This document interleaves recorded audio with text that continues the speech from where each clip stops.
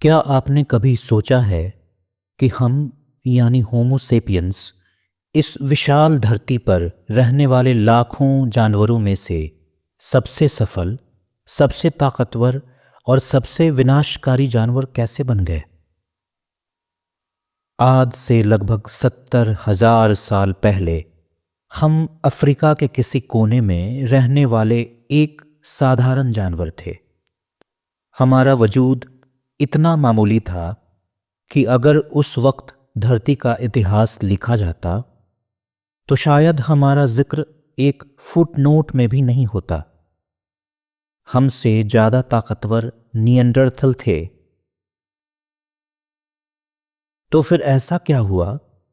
ऐसा कौन सा जादू हुआ कि उस मामूली जानवर ने पूरी दुनिया पर कब्जा कर लिया, चांद पर कदम रखा और आज वो खुद भगवान बनने की कगार पर खड़ा है? नमस्कार दोस्तों, विचार यात्रा के पहले एपिसोड में आपका स्वागत है। आज हम उस किताब के पन्ने पलटेंगे जिसने दुनिया भर में तहलका मचा दिया, युवाल नोआ हरारी की sapiens, a brief history of Mankind. यह सिर्फ इतिहास की किताब नहीं, यह हमारी यानी आपकी और मेरी कहानी है। तो चलिए समय में पीछे चलते हैं और अपनी कहानी की शुरुआत करते हैं। हमारी कहानी की सबसे बड़ी और सबसे महत्वपूर्ण घटना आज से लगभग 70,000 साल पहले घटी। इसे हरारी संज्ञानात्मक क्रांति या कॉग्निटिव रेवोल्यूशन कहते हैं। हमारे दिमाग में कुछ ऐसा बदलाव हुआ कि हमारी सोचने समझने की शक्ति अचानक से कई गुना बढ़ गई। लेकिन यह बदलाव क्या था? यह थी कल्पना करने की शक्ति। हां, कल्पना। हम सेपियंस एकमात्र ऐसी प्रजाति बने जो उन चीजों के बारे में बात कर सकती थी जो असल में मौजूद ही नहीं है। एक शेर के बारे में बात करना आसान है क्योंकि वो सामने दिखता है, लेकिन भगवान, राष्ट्र, पैसा, कानून, कॉरपोरेशन, ये सब कहां है? क्या आपने कभी राष्ट्र को छुआ है या कभी पैसे को खाया है? नहीं, ये सब हमारी कल्पना में मौजूद कहानियां हैं। ये ऐसी कहानियां हैं जिन पर हम सब मिलकर विश्वास करते हैं। सोचिए, आप 1,000 अनजान लोगों को एक साथ कैसे ला सकते हैं? शायद किसी दुश्मन का डर दिखाकर। लेकिन आप 1 करोड़ लोगों को एक साथ कैसे लाएंगे? आप उन्हें एक कहानी सुनाएंगे। भारत एक कहानी है, लोकतंत्र एक कहानी है, पैसा तो शायद इतिहास की सबसे सफल कहानी है। कागज का एक टुकड़ा मात्र जिसकी अपनी कोई कीमत नहीं, लेकिन हम सब मानते हैं कि उसकी कीमत है और बस वो कीमती हो जाता है। इसी काल्पनिक शक्ति ने हमें बड़े बड़े समूहों में सहयोग करना सिखाया। जहां निएंडरथल 50 से 100 के झुंड में रहते थे, वहीं सेपियंस हजारों लाखों की संख्या में एक होकर काम करने लगे। और इसी सहयोग ने हमें दुनिया का सबसे ताकतवर जानवर बना दिया। हमने दूसरी इंसानी प्रजातियों को खत्म कर दिया और पूरी धरती पर फैल गए। हजारों साल तक हम शिकारी और संग्राहक बनकर घूमते रहे। फिर लगभग 12,000 साल पहले एक और बड़ी क्रांति हुई, कृषि क्रांति। हमने खेती करना और जानवरों को पालना सीख लिया। सुनने में तो यह बहुत बड़ी तरक्की लगती है ना? अब खाने की कोई कमी नहीं होगी, जीवन आसान हो जाएगा। लेकिन हरारी इसे इतिहास का सबसे बड़ा धोखा कहते हैं। उन्होंने ऐसा क्यों कहा? क्योंकि खेती ने इंसान की जिंदगी को बेहतर नहीं बल्कि बदतर बना दिया। शिकारी जीवन में हम तरह तरह की चीजें खाते थे, काम के घंटे कम थे और बीमारियां भी कम फैलती थीं। लेकिन किसान बनने के बाद हमारा आहार गेहूं या चावल तक सिमट गया, जिससे शरीर में पोषक तत्वों की कमी हो गई। हमें दिन रात खेतों में कमर तोड़ मेहनत करनी पड़ती थी। हम एक ही जगह पर बस गए, गंदगी बढ़ने लगी और महामारियां फैलने लगी। समाज में अमीर और गरीब का वर्ग बन गया। तो सवाल यह है कि हमने यह धोखा खाया क्यों? जवाब है जनसंख्या। खेती से प्रति एकड़ ज्यादा कैलोरी तो पैदा होती थी, लेकिन उसकी गुणवत्ता कम थी। इससे आबादी तो बढ़ी, लेकिन एक औसत इंसान का जीवन पहले से ज्यादा मुश्किल हो गया। हरारी कहते हैं कि हमने गेहूं को नहीं उगाया, बल्कि गेहूं ने हमें पालतू बना लिया। हम उसके गुलाम बनकर रह गए।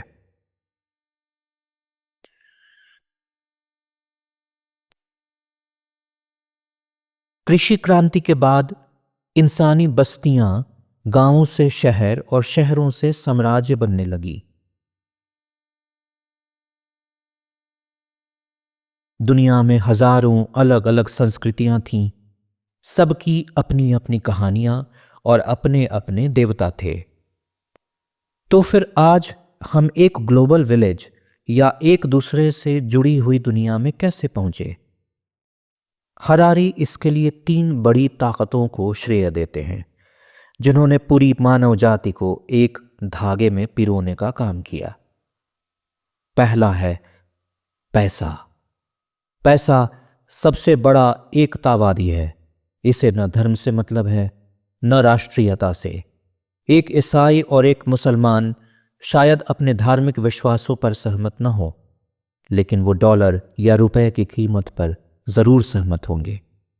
पैसे ने अजनबियों के बीच विश्वास की एक ऐसी प्रणाली बनाई जो आज तक कायम है। दूसरा है साम्राज्य। साम्राज्यों ने जबरदस्ती अलग अलग संस्कृतियों और लोगों को एक शासन के नीचे लाकर खड़ा कर दिया।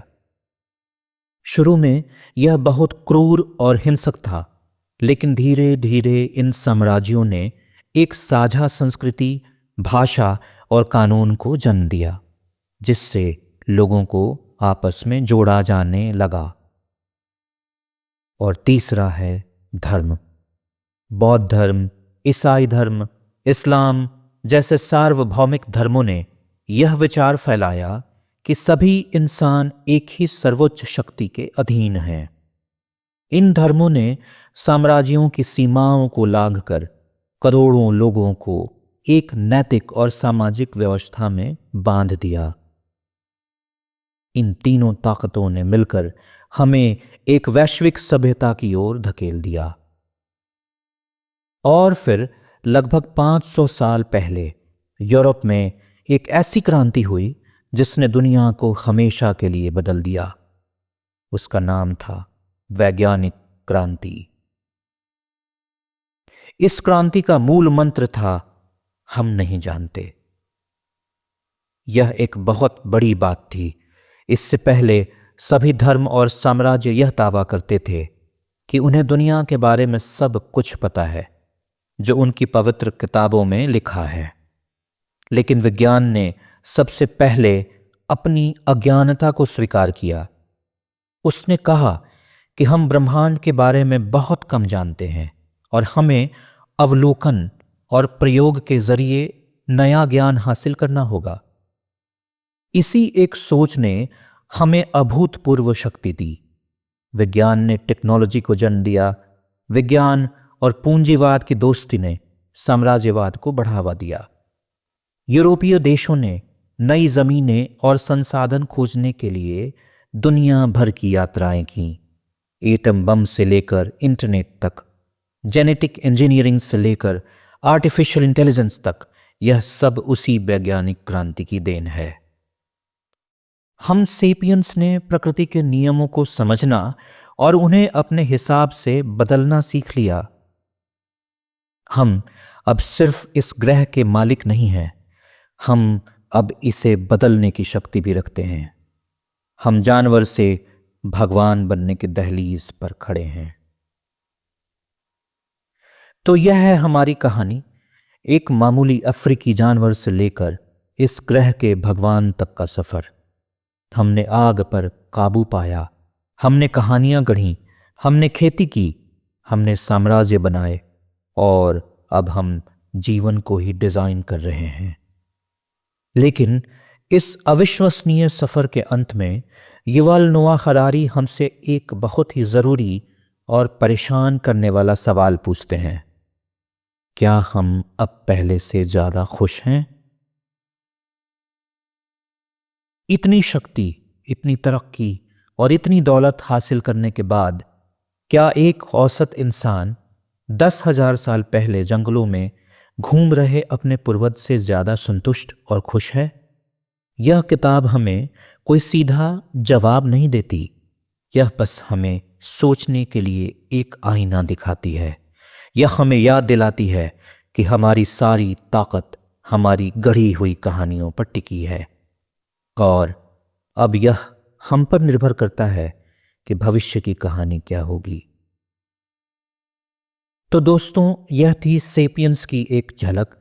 यह किताब आपको हैरान करेगी, आपको असहज करेगी और आपको इंसान होने के मतलब पर दोबारा सोचने के लिए मजबूर कर देगी। आपको यह सफर कैसा लगा? सेपियंस का कौन सा विचार आपको सबसे ज्यादा चौंकाने वाला लगा? नीचे कमेंट्स में जरूर बताएं। विचार यात्रा में हमारे साथ जुड़ने के लिए धन्यवाद। अगर आप ऐसी ही ज्ञानवर्धक यात्राओं पर चलना चाहते हैं तो हमारे चैनल को सब्सक्राइब करना ना भूलें। अगली बार हम एक और महान किताब के पन्ने पलटेंगे। तब तक सोचते रहिए।